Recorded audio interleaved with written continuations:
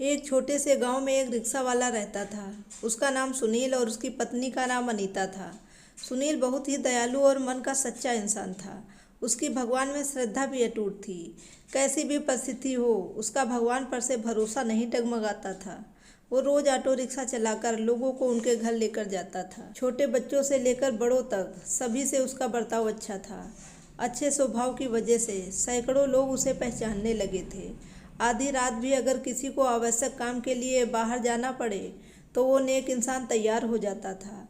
रात के समय भी औरतें भरोसे के कारण इस रिक्शा चालक की रिक्शा में ना डरते हुए जाती थी। वो एक दयालु मन का इंसान था। सभी गांव वाले उसे बहुत प्यार करते थे। उसके 3 लड़कियां थीं, चांदनी, सलोनी और अंकिता। वो तीनों पढ़ाई कर रही थीं। बड़ी लड़की की पढ़ाई पहले से ही पूरी हो चुकी थी। सुनील ने अपनी बड़ी बेटी चांदनी की 12वीं तक पढ़ाई करवाई थी। बाकी की 2 लड़कियां पढ़ रही थीं। ईश्वर का दिया हुआ उसके पास जो भी था वो उसके लिए काफ़ी था।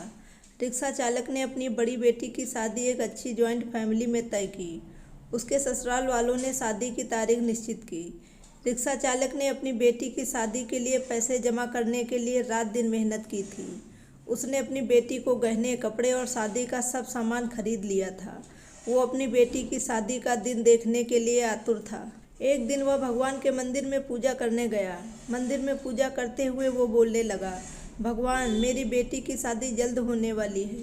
मेरी बेटी की शादी का सामान खरीदते समय मुझे कभी भी कोई कमी नहीं हुई। आपकी दया से सब ठीक चल रहा है। सब सामान भी आ गया है, खाद्य पदार्थ भी पहुंच गए हैं। उसने इन सभी के लिए भगवान का धन्यवाद किया। अपनी बेटी से कहता है कि बड़े लोगों की आज्ञा का पालन करना, अपने सास ससुर को अपने माता पिता समान समझना। ससुराल वाले तुम्हें कोई भी काम करने को कहें तो वो काम तुम जरूर करना। हमारी प्रतिष्ठा का ध्यान रखना। बेटी अपने अच्छे गुणों से ससुराल वालों को अपना बनाती है। ये सब बातें वो रिक्शा चालक अपनी बेटी को समझा रहा था।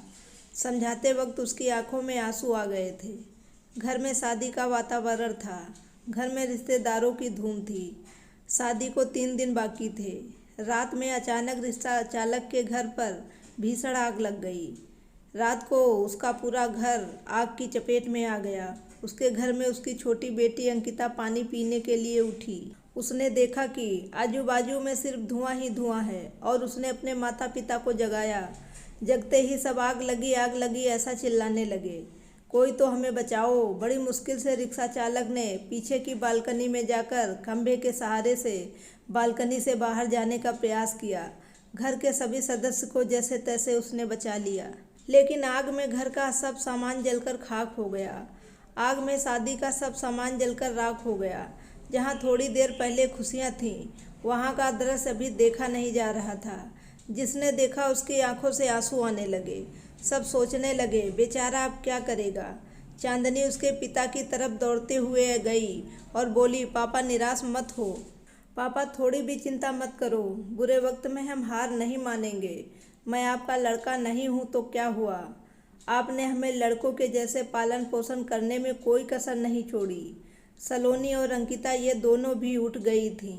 वो दोनों भी अपने पिता के पास जाकर खड़ी हो गईं। पापा, हम सब आपकी शक्ति हैं। हम तीनों ही आपकी बेटियां नहीं बेटे हैं।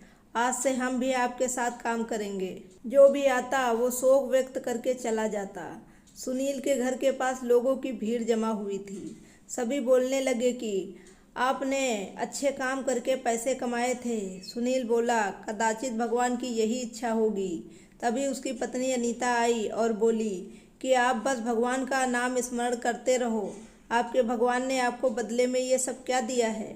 जिसने भी ये खबर सुनी उन सब लोगों ने उसकी मदद की। उसका घर तोहफा से भर गया। किसी ने गहने, किसी ने कपड़े, किसी ने राशन तो किसी ने पैसे दिए। सब सुनने के बाद सभी रिश्तेदारों ने मदद की।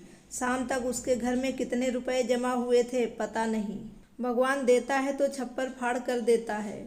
उसने अपनी बेटी की शादी मंदिर में बड़े धूम धड़ाके के साथ की। लोग आपस में बोल रहे थे कि सच्चे मन के इंसान को भगवान मदद क्यों नहीं करता। आज भगवान के इस चमत्कार पर सभी की श्रद्धा थी।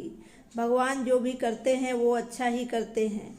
रिक्शा चालक की पत्नी बोली, मुझे माफ़ कर दो। गुस्से से भगवान को क्या कुछ नहीं बोल दिया। तीनों लड़कियां हंसते हंसते माँ की तरफ देख रही थीं। कुछ देर पहले जहाँ सब रो रहे थे वहाँ आप सबके चेहरे पर खुशी दिखी। भगवान सच्चे मनुष्य की सबसे कठिन परीक्षा लेने में कोई भी कसर नहीं छोड़ते हैं। सुनील और उसकी बेटियों ने संकट के समय एक दूसरे का साथ दिया, अपना विश्वास डगमगाने नहीं दिया। सच्चाई और भगवान में विश्वास के साथ अपना कर्म करते रहना चाहिए। फल की इच्छा नहीं करनी चाहिए। सही समय पर सही फल जरूर मिलता है और जब भगवान हमारी मदद करना चाहते हैं तो ऐसे करते हैं जहाँ तक हमारी बुद्धि सोच भी नहीं सकती है। दोस्तों, इस कहानी को पूरा सुनने के लिए आपका बहुत बहुत धन्यवाद।